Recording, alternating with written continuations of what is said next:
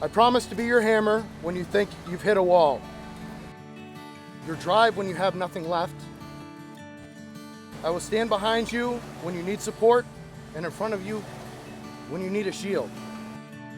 I will be your heater when you're cold, and I will complain when it's too hot. I will never give up on you or your dreams, and will always push you to exceed your expectations.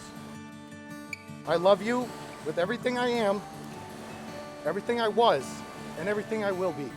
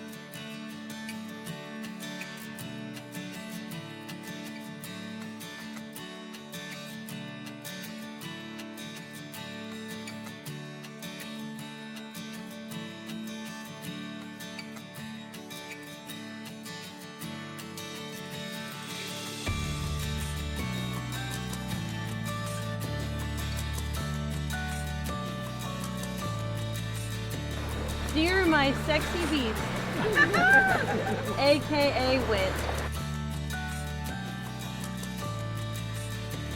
You came into my life when I wasn't looking for love.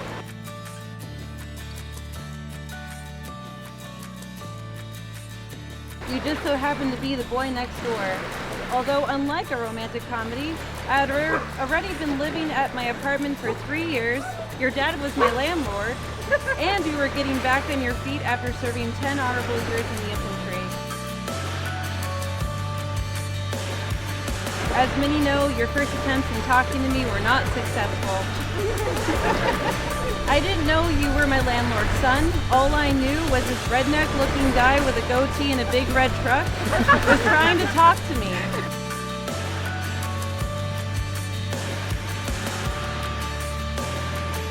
But after helping my roommates partially get a leather couch in our apartment, meaning that it ended up going through the window, you somehow managed to get my number from one of the said roommates, and so the courtship began. Each date made me like you even more because you impressed me by how much of a gentleman you were, how respectful you were, by your skills of crocheting, cooking, and cleaning, and later on, your great taste in women's clothing, and thoughtful romantic gifts and surprises. I asked myself, was this list like putting an order out to the universe and getting exactly what I wanted? Or was this my dad watching over me and pinpointing the best time this would work for both of our lives?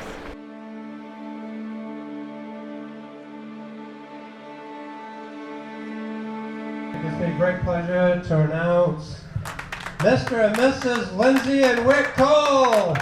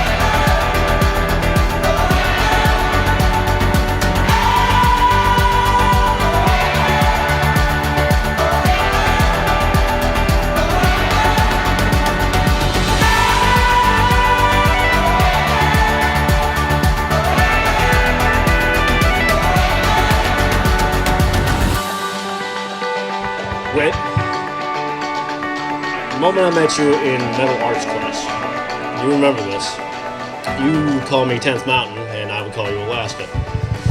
A few months later down the line, I got the privilege of meeting Lindsay. Whit and Lindsay have been together, they've had their ups and downs. I do specifically recall hearing you on the other end of the phone when Whit pulled me out at 2 o'clock in the morning from a snowbank saying, "You can sleep in your house, we'll get you in the morning." However, these two people have been very influential in my life, and I know for a fact that they are going to have a bright and beautiful future together.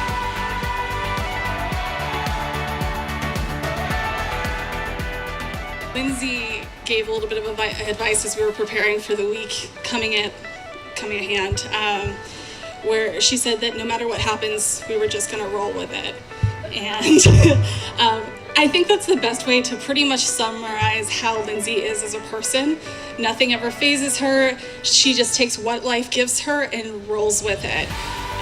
And when this redneck hunk of a guy rolled into her life, she ran with it. And Lindsay, I don't think you know this, but about a month or so after I met Whit for the first time, after you guys started dating, he texted me saying, "I want to marry that girl.